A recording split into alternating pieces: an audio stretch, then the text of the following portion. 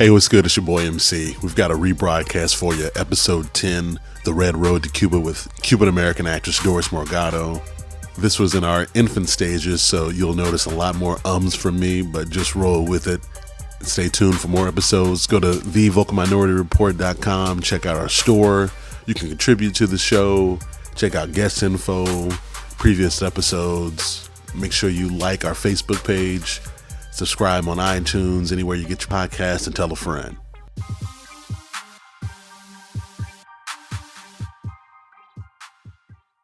Hi, this is Barbara from Philadelphia, Pennsylvania. Today's episode of the Vocal Minority Report is sponsored by the Red Road Fandom, a Facebook group organized for Red Road fans. Our mission, to bring back the Red Road. Please show your support by going to change.org and search the Red Road. Previously on the Vocal Minority. Are you part of the silent majority? Or are you part of the vocal minority? Motherfuckers, go!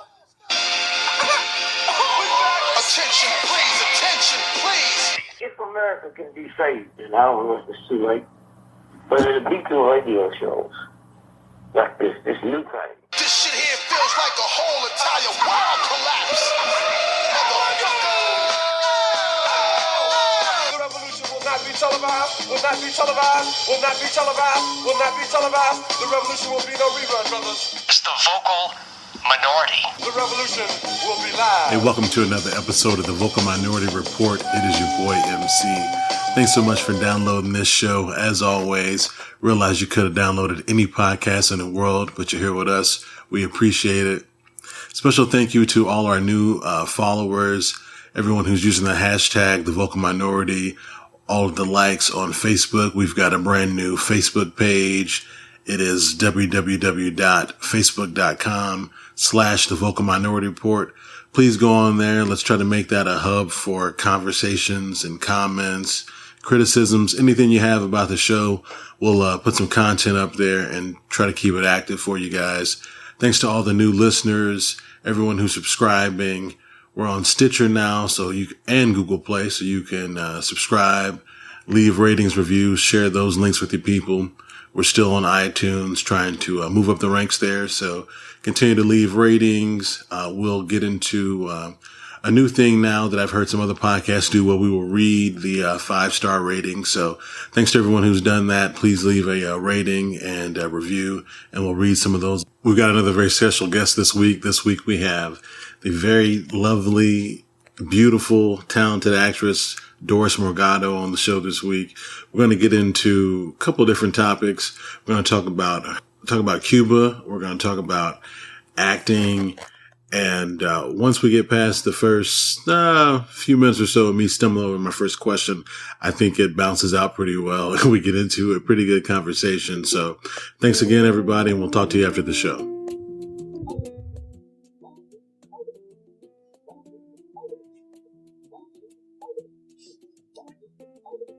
Well, hey, how are you? I'm good, thanks. Sorry about the delay. We had a technical issue. The internet was not working, so. No worries. Okay, cool. So, all right, welcome to the Vocal Minority Report. Our guest today is Cuban-American actress from both the big and small screen. You'll recognize her from her work in feature films like Two Guns with Denzel and Mark Wahlberg, The Internship with Vince Vaughn and Owen Wilson, and from so many TV shows like Army Wives, NCIS, one of my favorites, and unfortunately gone too soon, The Red Road.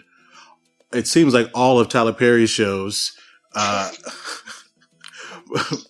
Most recently on the CW's award-winning Jane the Virgin and USA's Colony as Lucia. She's also currently in the action thriller I Am Wrath with John Travolta. Ladies and gentlemen, please welcome to the show, Doris Morgado. Thank you for having me, MC. Thank you. Hey, no problem. Thanks for being here. I really appreciate your time. Big fan of yours. Like you have you have one of those faces, and you work so much. I feel like I see you all the time, right? You know. Yeah. so I guess as an actress, that's a good thing, right? It means you're working. It means you're. Yeah, definitely. That's what we all strive for is to be on as many things, to get our face out there, get our recognition so that we can then go on to bigger and better things, be series regulars on TV shows, or, be the lead in a hit movie. Of course, right. Well, I mean, you certainly appear to have a knack to, or a really good agent, I guess, you get in a lot of big movies, big stuff. So you seem to be a go-to person. So I bet you're on the verge. What I wanted to talk about your career for sure. It seems like we talk a lot about race. I mean, the title of this show is The Vocal Minority. It's pretty much a double entendre. I mean, I'm a minority. It's vocal, whatever. I'm sure most people get it, but sometimes, we or a lot of times, we talk about race, but generally in the context of black versus white, usually, right? So I like getting other perspectives. And in seeing you, a working Latina actress who is specifically Cuban, I definitely want to get your perspective on a number of things because I always take it like brown people, we're all fighting the same struggle here, so when I speak of race or ethnicity, I'm including all of us, even though if it's specific to, black people, or whatever. So I don't know what my question is there, but, but I guess as a Latina actress, where do you fall on that as, the inclusiveness or lack thereof? Can you make something out of that question? I think I understand what you're trying to ask. It obviously varies. Like, I am going to go in for the roles that they're looking for when they're asking for Hispanic, especially Latina, if they're asking us to speak Spanish. Like, for example, Jane the Virgin, or when I did Tyler Perry, because it was essential for that role. With that being said, I do find like the roles when they're specifically asking for Hispanic tend to be a little bit less than the roles that ask for open ethnicity, where just anyone can go, or looking for a specific another race like Caucasian or African American. So you do see that variation, but like in NCIS, my name was, the last name was Albright, so it wasn't specified like whether they wanted a Hispanic or not. And in the Red Road, I was playing Native American. Right. So I think I've been blessed in that area where I just fall into this ambiguous, right? Ambiguous, yes. Yes. We did a whole episode, and I called it the ambiguous episode because we had a comedian. Her name is Khalees Hawkins, and we were talking about the Nina Simone biopic and the controversy with Zoe Saldana playing Nina Simone. So anyway, we spent a lot of time talking about racial ambiguity and being ambiguous. Sure, there we go. Right. So anyway, I know where you're going with that because you do have that look where, your brown skin, beautiful, your features, you kind of, you could be any, Albright or, Rodriguez or, Redfoot, not to... Right. Yeah. And I think that's helped me. I mean, like one of my first jobs was, I played, Indian from India. And that was for a commercial that I did. I've also done Middle Eastern. So it's helped me, but, those roles tend to be, a little bit less. I mean, it has gotten so much better from when I started back in 2008, where I would just see roles for Hispanic that were just the maid. Right. And now, there's so much more happening for our community in general, just not just Hispanic, but just like minorities in general. You're seeing shows that are having different ethnicities on there. So I think it's a great turning point. And obviously, for all actors, not just actors, but I think just society, like we want it quicker, faster, and right. And more abundant, but it is moving in the right directions, which is great because we're getting to see, great things like in Colony and the shows like that where, we're getting to bring our strength in as well. There's definitely, it appears to be more diversity on TV. TV looks more like society looks, in my opinion, because, we're definitely getting browner as a society, one way or the other. We're headed there. So what we watch and how we're entertained might as well reflect, what our actual neighborhoods and day-to-day interactions look like. Because those are the people that are watching the commercials and buying the products. And if right. we can to whoever's on there, then, that's money in advertisements' pockets or the companies. Man, it seems great, but it's like, is it about inclusion or is it about the dollar? And really, I guess it doesn't matter though, because if one begets the other and it ultimately leads to a better, more accepting world. Yeah, then it definitely helps. Oh, of course. So really, I wanted to ease into the acting thing and talk about, when I introduced you, I said Cuban-American actress because your bio says Cuban-American. So to me, you make it a point to identify as Cuban-American. And as someone who is Black, like I'm always like, I hate the term African-American, right? Because it doesn't identify me. I'm born in Plano, Texas, on the 4th of July. I didn't get any more American than that, right? So, but when you have like such strong like Cuban roots though, and with, Obama going to Cuba a couple of months ago and those relations, I wanted to have someone on, not that you're an expert, but, you certainly have more insight on Cuba and kind of what's going on there than I do. So I kind of wanted to talk to you about that a little bit as well. Yeah. But I guess we'll start with you identifying as Cuban-American. Like, so where do your roots start? Yeah, well, both of my parents are Cuban. My grandfather was a political prisoner, and back in the 80s, right around the Mariel, when Fidel basically opened up the jail cells and told everyone to leave the country, my grandfather luckily was one of those, because he was sentenced to like 40 years in prison, and he only served like 4 years. Oh, wow. Of that sentence because that happened. So, with him leaving, one of the biggest things that Fidel did was like try to get anyone who had like high education out of the country, because the higher education, the more you can fight the power. Right. So my father was a professor at a university, so he was asked to leave with my grandfather, and so my mom had to leave. So they ended up getting political asylum in Venezuela, and that's actually where I was born. Okay. But my roots are Cuban, like everything about me, like what I love to eat. Right. Okay. So I grew up in Miami on top of that, where it was just like, I was just surrounded by it. So I've always identified myself with my Cuban roots. I love it. I consider myself Cuban-American, even though I wasn't born in this country, because this country has given me and my family the freedoms that we would have never experienced being in Cuba. Right. So with that being said, seeing things like the president going over to Cuba, it was a very interesting day.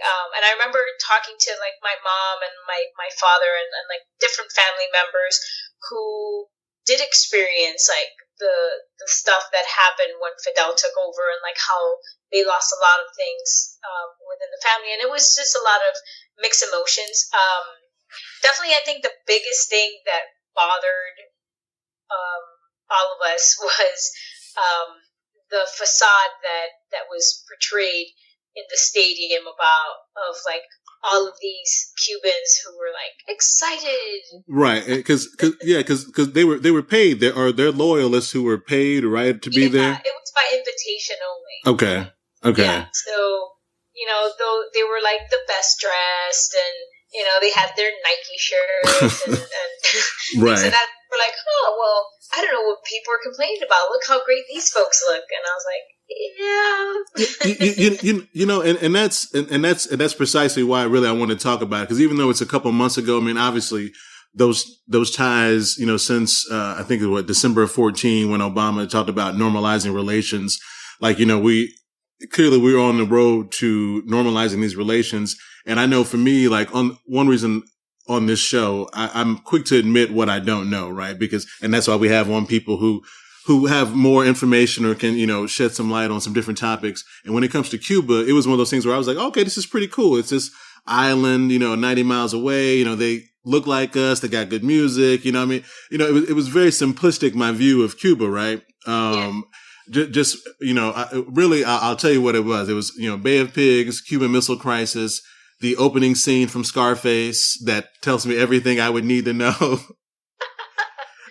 and then that's pretty much it, you know, and cigars. So yeah, but, and then when doing a little more research and like seeing your tweets from a couple months ago and being like, I guess there's more to it. Like the people aren't happy, you know, they're not living what was portrayed in that stadium on that day. Right. Yeah. Yeah. You didn't get to see, you know, the day-to-day lives. Like I remember, when I went to Cuba for the first time, I was 8 or 9 years old, and I got to meet my family for the first time, like my grandparents, because I was not able to go to Cuba before then. And I remember even at 8 years old, I remember like just very specific things, like before I went over there, like my mom telling me certain things, like, oh, you know, you can't talk bad about Fidel over there. Yet in our household, like that was like anytime that Fidel was brought up, it was always like, oh, this guy's a jerk, or you know, just all this negative things about him. But then when I got over there, I remember like songs that we would sing at school making fun of Fidel, and like my cousin freaking out, and she's like, oh, you can't say that. I was like, what do you mean I can't say it? I'm American and I can say whatever I want. Right. Because we have freedom of speech. And I was so young and she was like, well, no, not here. Like, so it was those little things or like, not having supermarkets and like remembering like my cousin having a little booklet, and that's what the booklet would have, like what your ration would be for that week. And, you know, they would go to a place and do that. So it was very, eye-opening for me, even though as a child, to be able to see those differences. Right. And like by no means were my parents and I mean, we grew up very poor. So by no means it was something like, oh, I came from this wealthy place and then I went to Cuba. It was like I wasn't anywhere near being well off while, you know, growing up, but I still was able to see the lack and the oppression that was there. And that always stood out to me even to this day, because I remember those things of like, you know, when you're told, like the government tells you like, oh, your kid can't have milk after a certain age, that, you know, like I should decide when my kid. Of course. Right. I should be the leader of this household. Yeah. And, see, and I guess that's what, I mean, communism seems like such a long ago term. I realize that there's countries who are communist countries who practice, you know, that now, but in, you know, in my everyday reality, you know, it doesn't really come to play that much. But for you to actually see that, you know, in its truest form, and your parents to have that, you know, they grew up in the pre-Castro, and then Castro comes and with rations for milk and all that. I mean, it's like, so you know, people always joke that like the world kind of just stopped like in the 50s there, you know, as far as, you know, the cars and the production and technology and things of that nature. So when you were there as a kid, and it was like that for you? I guess you experienced that. Yeah. It was fascinating for me seeing like the old cars, the little bit of cars that were there, just being able to see them and you know, looking at movies and then all of a sudden going to a place and seeing these cars constantly driving, it was fascinating for me.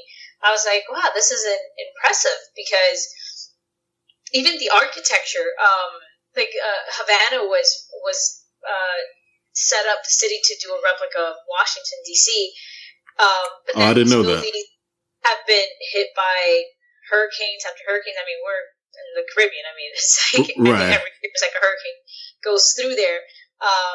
And so everything kind of just stopped. Like everything stayed where it was. So when you go over to Cuba, you do feel like you're traveling back in time. I haven't been back in, I want to say, I believe over 10 years now. But I remember like when cell phones came out there. I mean, we had cell phones here for years, and like cell phones were over there, and it was just like, holy cow, that's right. Like this is like a new thing for them. Right. Yeah, because they're so repressed that they just don't have. I mean, okay, so your parents, they left in the 80s. You said when the so that like that. Yeah, 1980. The Marielle. So that famous scene, and I mentioned Scarface. I know it's not a biography, however, but that the boat scene where Tony Montana comes over and is it the Marielle, right? The boat lift, like so that's they came okay. So is there a level of resentment towards the United States today and Obama's administration for trying to normalize these relations, or where does the friction or where does the frustration lie? Does it lie at the feet of Cuba or the U.S. for trying to wedge that? In your opinion, so everyone in my family has had different opinions of that. My mom and my dad experienced totally different things. My mom was a lot younger when Fidel came in, so her knowledge or like what she remembers is very of pre-Castro is very minimal, right? As compared to my father, who was already, I believe, in high school at the time. Okay, so his friends, his cousins, his sisters and brothers, like they have a very clear memory of like how great it was, quote unquote, because the Batista, and like he was like another issue. But as far as like the wealth of the country, and, right, like, the people and like what they had as opposed to that. So for my dad, for my mom and my dad, it's been different. I think for me, because I grew up in this country and it's been 60 years of the same thing, I've looked at it from the point of view of like, if excommunicating and doing the embargo hasn't lifted the communist country or the communism from Cuba, and right, people are still suffering, then let's try something else. Because like, I always have the saying of like this, if you do the same thing over and over again and expecting different results is the definition of insanity. Right, exactly. So if this hasn't worked, and obviously there's a billion different other things that we don't get to see as a person living here, of what other things make up of why the communism has been able to stay in there for such a long time. But for me, it's like, the people are still suffering, and maybe by opening up these communications, we're going to be able to bring in more of our technology and like other things that are going to make people wake up. Because in an island, it's a lot easier to oppress people and to close off. You can, the borders, it's easier for that. Right. Yeah. So like there was a lot of, a great story. When, Nelson Mandela was arrested, my mom, remembers Fidel talking a lot about him and how like horrible these people were. And like when he was going to get out of jail, he was going to like create a war and all this stuff. And, that's what they believed. And then he came out and was at peace and talked about peace and all these different things. And my mom says that like he never brought that up again. Right. Okay. And it wasn't until she came to this country that she learned like, oh, he didn't come out of jail vengeful and like trying to destroy the world to get back at everyone. And she was like, oh, but because he went against what Fidel thought he was going to do, then he just like stopped talking about him, like he never existed. And no one could find out about it because it was like pre-internet and all that. Okay. So Fidel thought that Nelson Mandela would come out and be a rebel, essentially, for having been locked up unjustly with apartheid and all that.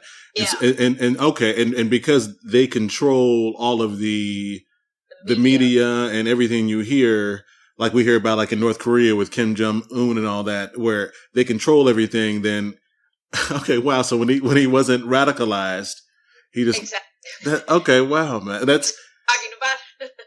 He just ceased to exist, or it just cuts off in 1990 or whatever year, or whatever year he got out of prison there.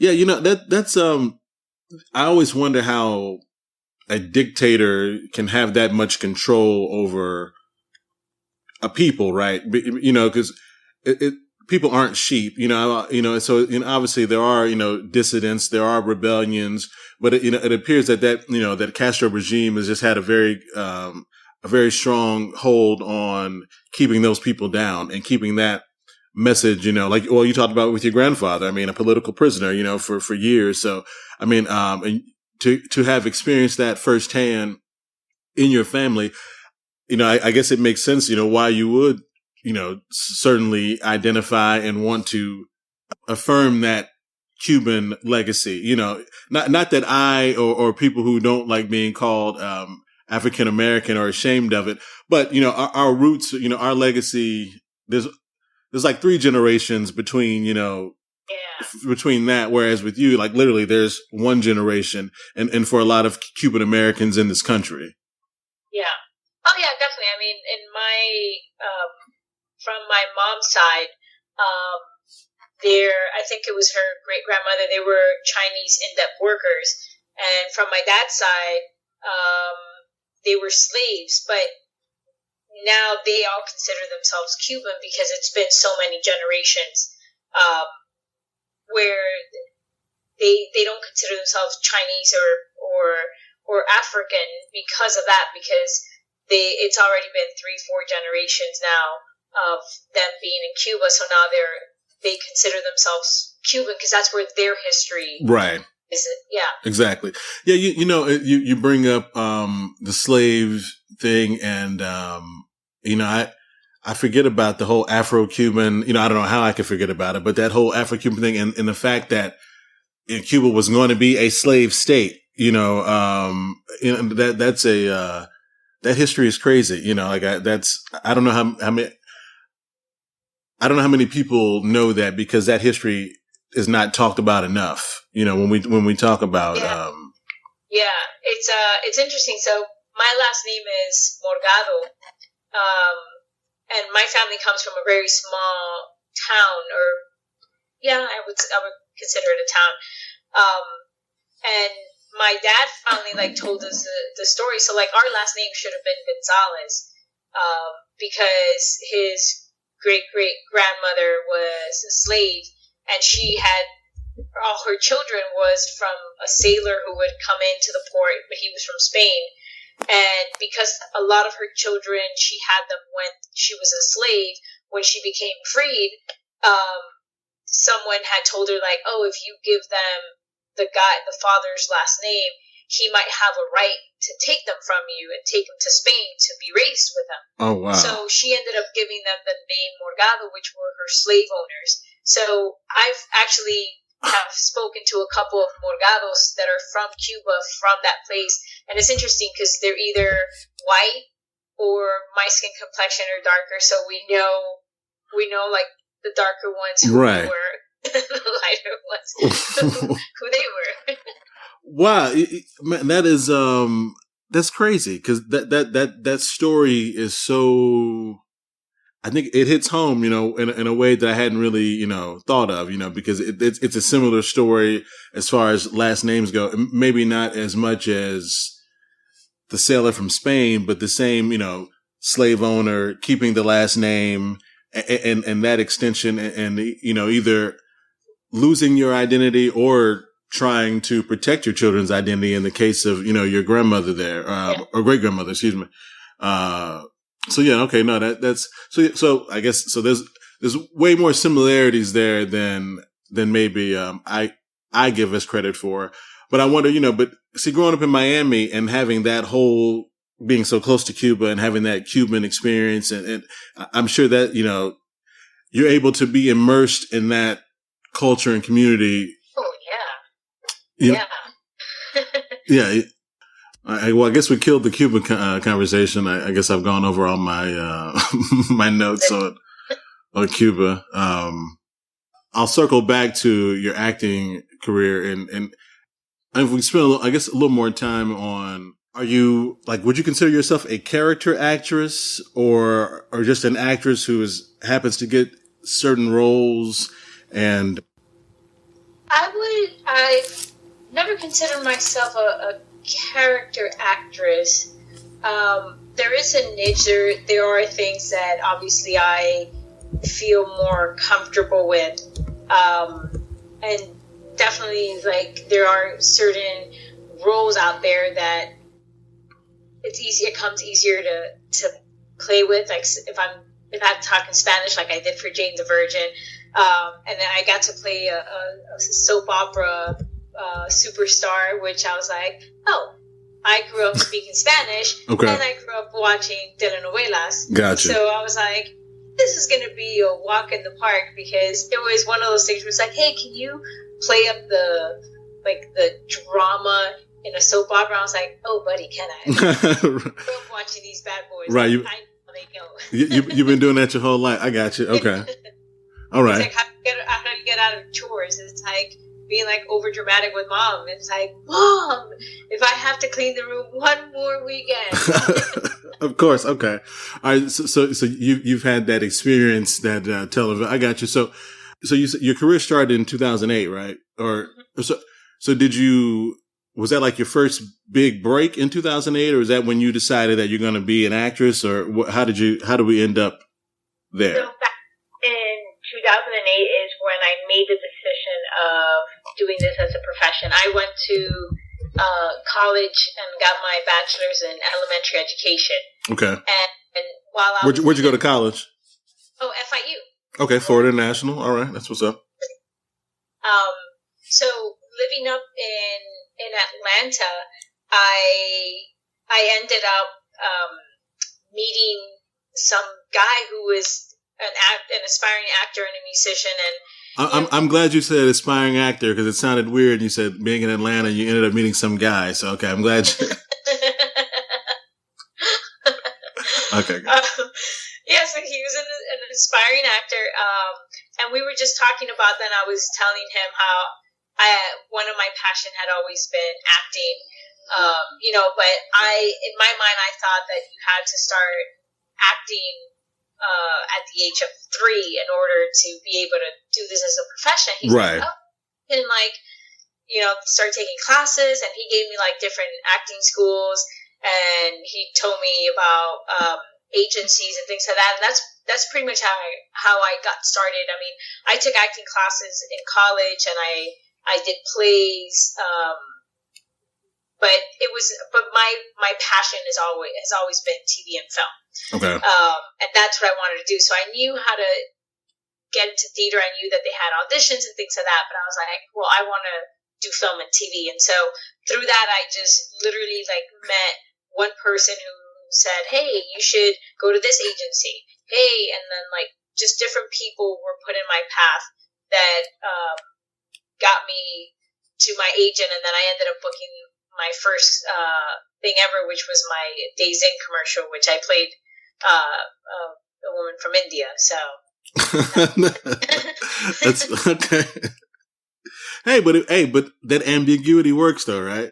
Oh yeah. See, and that's one of those things where I guess it's a blessing and a curse, though. We talked about, where you wish that the roles for Hispanic actresses were meatier and had more depth.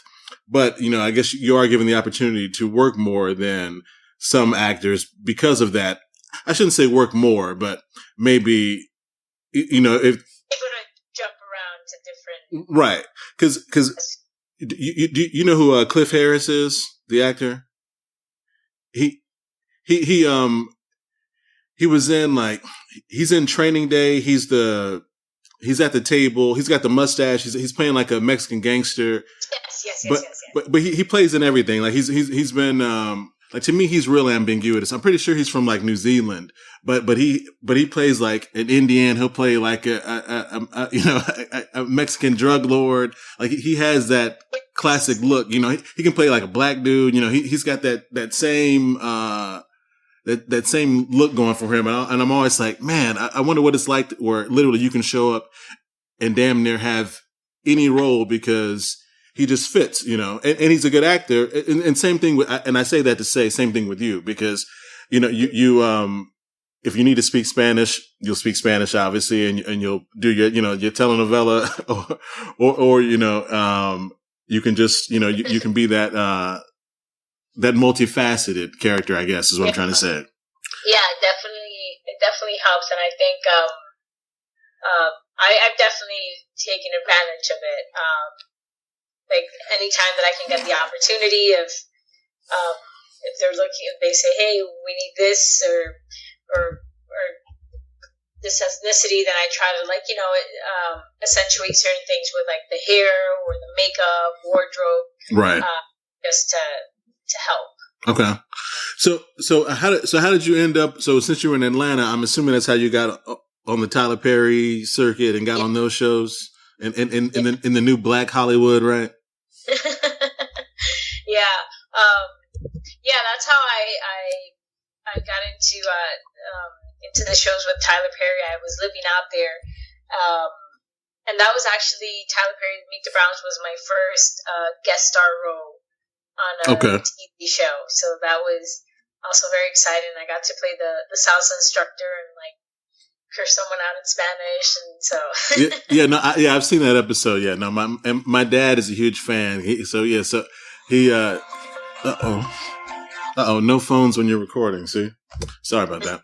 But I know exactly that episode. Yeah, so my father, he'll be very excited that I talked to you because he I'm pretty sure he's rewound that scene over and over again. But all right, so and then as far as like the movies go, I mean, you've had the opportunity to be in some big blockbusters, some big huge films, right? Too. So how does that process work? You know, were they? So for the movies that I've done, a lot of them were shooting in Louisiana or Shreveport, New Orleans or Shreveport. So the first go around, put myself on tape for casting, and then another, like when I had to call back to meet with the director and the casting director, I had to drive out there at the time to meet them. The only one I booked directly was Two Guns. I put myself on tape and I booked that directly, so I was flown out there to shoot that in New Orleans. Okay. But the process is pretty much like it is for TV. It tends to be a little bit slower. TV has a really quick turnaround time. You'll audition and normally like within a week you'll be filming already.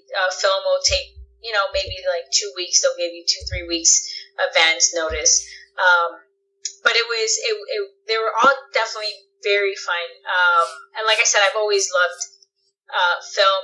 Now, the one thing that's very interesting is that when you go in for film, a lot of times they'll like switch out the name of the movie if they're trying to keep it hush hush. Oh, okay. Or you won't know who's involved in the movie if like they do the process really far in advance. So you're kind of going in blindsided because you don't know kind of what's going on. And that's kind of the same thing if you ever audition for a pilot. Like with Colony, I wasn't aware of like who was involved in it, as far as like my scenes went, because they switched a lot of stuff around to keep it hush hush. Okay. Because it wasn't the pilot, it was the first or the second episode. So it's very interesting when you go for those certain auditions as opposed to, going in for Jane the Virgin. Like, I've seen the show, I'm a fan of the show, right. So I knew exactly who like my scene was with. I knew the tone of the show, so it helps. Okay, so I guess you're able to prepare a little bit differently because you know the tone, like you said, you've seen it, you know the beats, you know where. Yeah. Okay, I got you. Whereas with the film or Colony, where you're just kind of in there and trying to wade your way through. A little bit more like research, like, you know, finding out like who's producing it, who's directing it, what kind of stuff do they do. And Google becomes your best friend because you have to try to Google everything or IMDb everything to see if you can find that information. A lot of times you can, but, you know, you just have to do the legwork or get your agent to try to get you stuff if they release it. Okay. So when you do that, so are you trying to, when you see like who's producing it or directing it, are you trying to maybe contour what you're doing for something that you think they might like better, or is it just to give you just a little more context? I guess it's for both. So give you a little more context. Yeah, because you want to, like for example, like when I did the internship. I like that movie. Yeah, so like knowing who was involved and knowing who the director was, I kind of knew, okay, well, these are the movies that he's done before. This is like the kind of comedy that they are. So most likely than not, that it's going to have some type of close proximity to that. And so it just makes it easier when if you're having to guess on anything, you know, because they have the script concealed and they don't want people to read the script, and all they're giving you is, you know, 3 pages, and that's all the information that you get. Then you want to make educated decisions as far as like your character and what's going on. If it's not on the script, on the sides, if it's not on the breakdown, and your agent can't get you anything, then you definitely want to make the right decision. Like, okay, well, this is what he's done in his movies. This is like his tone. And it helps you make a better decision for that. Okay, no, that makes sense. You feel more prepared. Right, no, of course, right. And I guess when you're, of course, in your craft, you want to be as prepared as possible. Yeah. All right, especially. So let me ask you, did you, on some of the larger budget pictures where you've been around, have you had much interaction with any of your big co-stars? You know, like, how's that interaction? Yeah, it's, you know, everyone has always been so nice. I have like a funny story. So when I was doing Two Guns, Denzel and Mark Wahlberg were shooting their scene when they brought me in on set. So they just, you know, had me sit in this house where they had us, they had the holding, they had us sitting at. And I end up walking into the master bedroom to use the bathroom, and I am ecstatic. I am like beyond ecstatic because I grew up watching like every single Denzel movie because my mom was a huge fan of Denzel Washington. Right. And loved Mark Wahlberg. So I'm like having the best day of my entire life. So I am literally singing, but I am the worst singer. Like I am completely tone deaf. Well, I don't believe you. Let us hear something so we can be the judge. That's how bad it is. I will not torture any of the listeners. But I'm in the bathroom, and I thought I was in that house by myself because I went in there and I was by myself. Everyone no. So I'm singing to the top of my lung. I have no idea what song I was singing. I just was singing because I was happy. And I literally walk out, and there's Mark and Denzel just sitting there, and they're just staring at me. And I freaked. Like, I should have said hi. And, like, my only response was, like, I looked at them, and I smiled, and I was like, hello. And, like, darted out of the door. Like, oh, my God, they just heard me sing. How long were they there for? Right. Oh, and it's, like, all this stuff was going on. So, then, like, later on, I, like, Edward James Olmos was like, did you, like, introduce yourself to them? And I was like, no, because, I had a little incident. So I laughed, and then like we introduced each other. And then like after that we were like sitting, you know, in the tent and talking and just chumming it up. But it was just very funny. Right. Like my first meeting, like that's not how I want. Like in my head, I was gonna like hello Denzel. Of course. Doris, I'm gonna be playing Daisy. You know, it's just like something fun and professional. And then, you know, that happened, and I did not handle myself in a very professional way because I was just like, hello, and I like I couldn't have gotten out of that room any faster because I was just mortified. Like, had I not been or had I had a good voice, I would have been like, oh, you guys had the privilege of hearing me sing. Of course. But it was more of like, oh my God, I just tortured these men for like the last 5 minutes. so did they ever bring it up? Did they ever bring up the singing?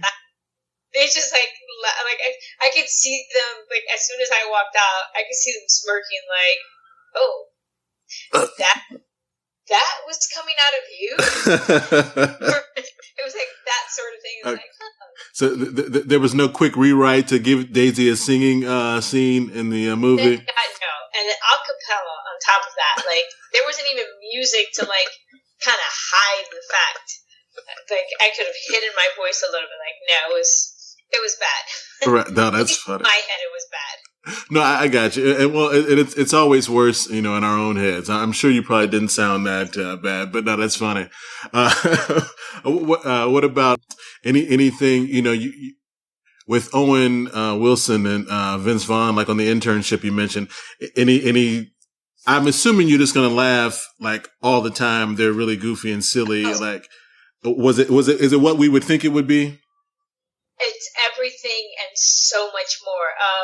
I mean, for the internship, it was a very fast scene because it was a walking scene. But the scene that I worked with Owen Wilson on Hall Pass, yes, yeah, that one was hilarious because they just let them go at it, like, just, hey, they gave the whatever was on the script, the joke, and then they're like, all right, give us new ones all the time. So every take was a new joke, and it was just one of those things where it's like, don't break, don't laugh, right? Because they might like that one, but everything that came out of their mouth was just like, this is why you guys are like get paid what you get paid, because you guys are geniuses when it comes to like comedy.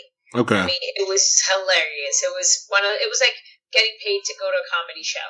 I got you. Okay. Yeah. Right. So and you've got the ability, I mean, you're a funny person too. I mean, you do the dramatic roles, the tense scenes, in Colony or whatever, or when when you played a cop or whatever, the kind of heavier scenes, but then you're really funny too. Do you have a preference for drama versus comedy, or?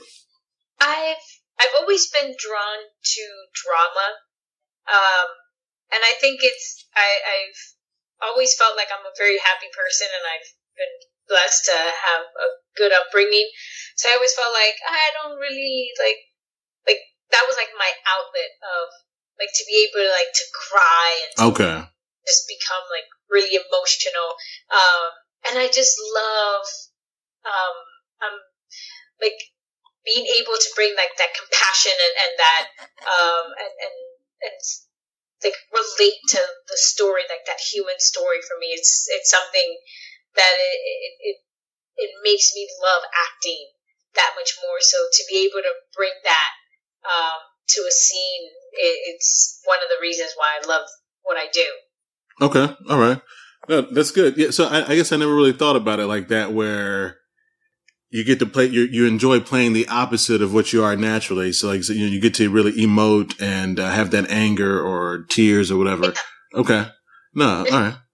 No, that's pretty cool. All right. So let's talk about the Red Road, right? So like when I first, I guess, tweeted at you and we were talking initially and I mentioned to it, I had like tons of Red Road fans reach out to me and they were so excited. Oh, they have a petition to bring back the show that I told them that I would ask you to sign. So yes, definitely.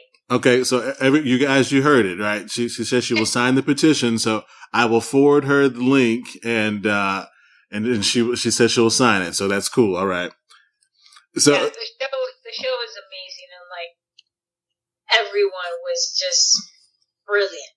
Right. Yeah, I mean, Tamara Tooney, Jason Momoa, Tom Sizemore. What's my man? He played Mike on. I don't know if you watched Fargo, but he he's Jason Momoa's partner in, the Indian, people are kicking their iPhones and tablets right now that I can't think of his name, but anyway, I say all that to say, like, the cast was amazing, including you, and like we talk about with diversity or inclusion. I mean, that show right there, just to be set, to have that context, I guess, to be about, Native American, maybe not about about Native Americans, you know what I mean? Or to have that kind of cast, the multi-ethnic, cast or whatever, that was a pretty cool, first of all, it was a great show to watch. So I guess filming the show was probably wonderful as well. Oh, yeah. I remember, like, my first day on set was such it was the scene where we're talking to the lawyer and they're trying to convince us, to right, yes, go ahead and settle, and it was that's a pretty heart-wrenching scene, by the way. Like, for people who haven't seen it, I don't know why I give it away, but I mean it's on Netflix. But your son was hit by this cop's wife. It was an accident, and there's a lot of tension. Or I should probably let you set it up better than me, but yeah. So my son was hit, and they don't want to admit that they hit my son, but at the same time they're offering us a plea deal, not to go to court and just to settle. And so the tension is between my people, because they don't want us to settle, because if we settle, then it just sends, a message out to the community that they can be bought. Right. And one of the things that they say in the scene is that specifically. So it was a very intense scene. I should stress this is a one-time offer, and it's a very generous one. It's not an admission of guilt. There'll be no negotiations. Once it's done, it's done. It's the best thing for everyone. Your son will be well taken care of. He can attend a good college.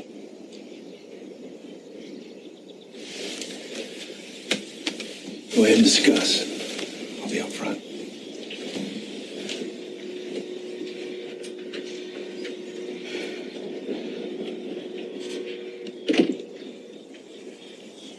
This is what he needs. This helps him.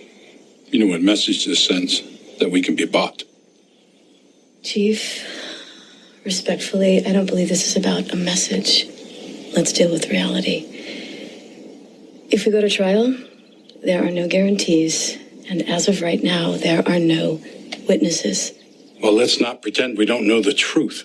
It's wrong to pretend that if we go to trial, we could win. That's the truth. The state could still prosecute her. But that's not likely, is it?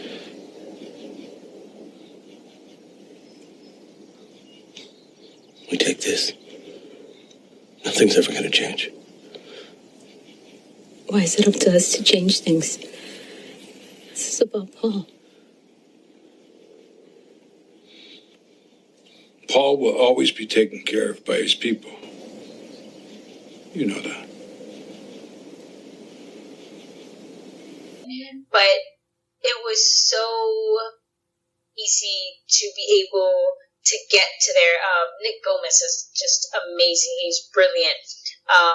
And it was so great because everyone from the crew to the producers, the director, I mean, everyone was just beautiful. And they understood that this was going to be a very emotional scene, and they gave us time to, when they were setting up the cameras and the lights and stuff like that, like we were able to sit there, and it was just very intimate, and never felt like I was on set. It felt like I was in my living room and my son was just hit, and we didn't know how he was going to come out of it. Okay. So it was a beautiful experience, and just working with everyone. I mean, it was one of those shows where you're just like, I can't wait to go back on it.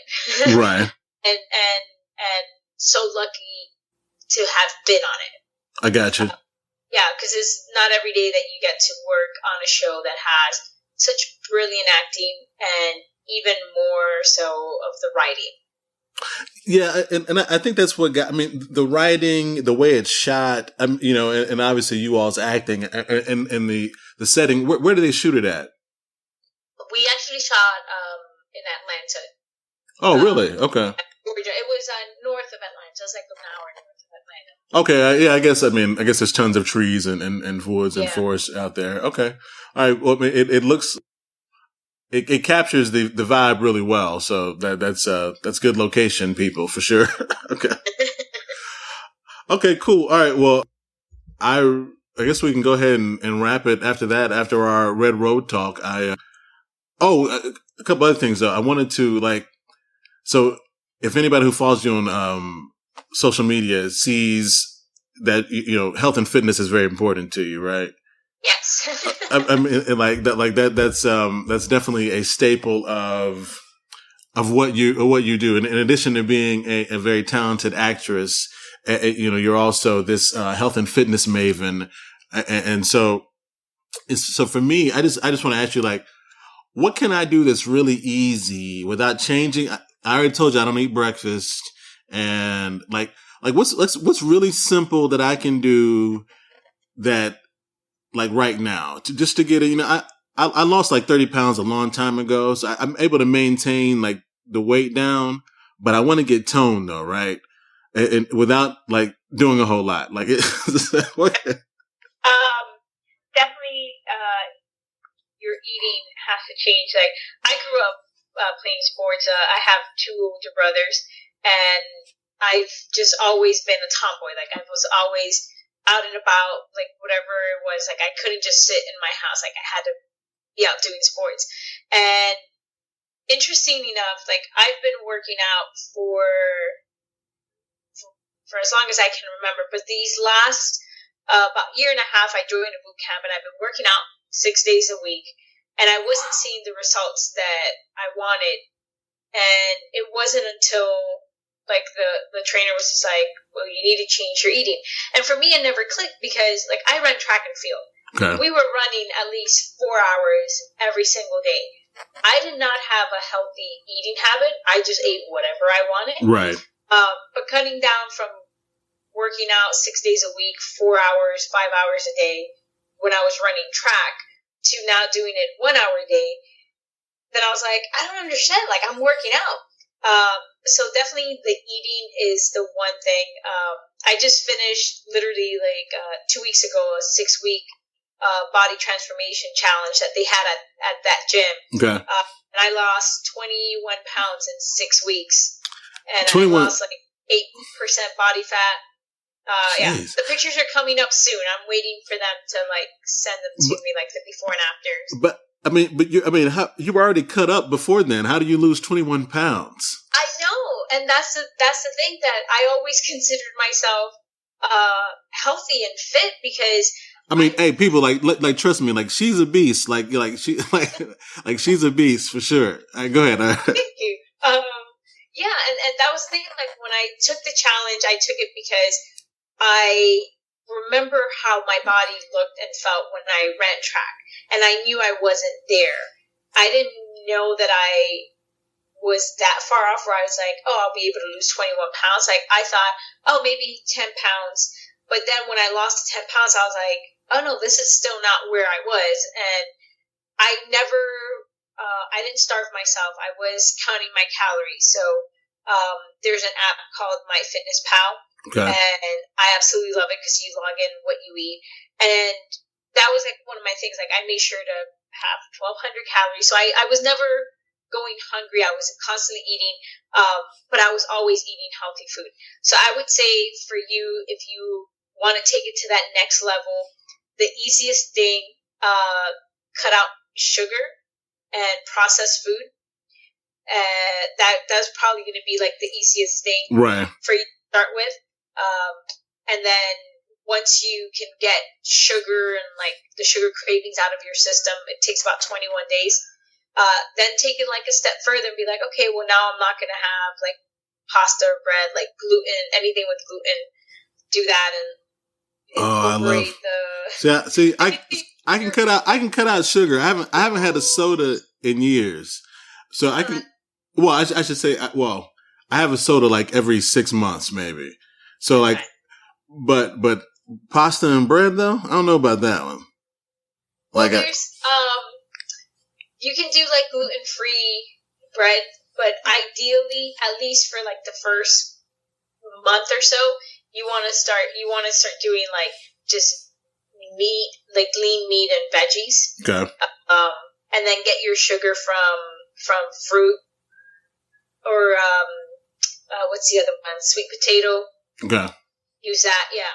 So things that are naturally sweet, you know, but okay. You don't want to do like all of them in one day. Like you don't want to do a sweet potato and an apple and okay. like you choose like, okay, either today I have a sweet potato or today I have an apple. And then just doing the modifying like the portions. Okay. All right. Okay. All right. Cool. Well, I'll start with some sort of plan, and then next time we talk, maybe you'll see a different you'll see a different MC. We'll see. Okay. Cool. All right. Well, I guess we're running up against the hour here, so I noticed what you had slotted. I really appreciate your time and letting me kind of take us around the world in this conversation. It was a pleasure talking to you this afternoon. Likewise. Thank you so much for having me. No problem. I guess, how can people follow you and find out what you have going on? Yeah, well, I have Facebook and Twitter and Instagram. Facebook is at Doris Morgado and then the number 1. Okay. That's my acting page, and then there's also Twitter and Facebook, and it's at Doris Morgado. And they can check it out. Like every month, I would say I always do on Facebook and on Twitter. I post a newsletter where I like go into more depth of like something particular in acting that I'm doing. So whenever they see that, they can click the link and sign up for that, and they'll actually get an email once a month.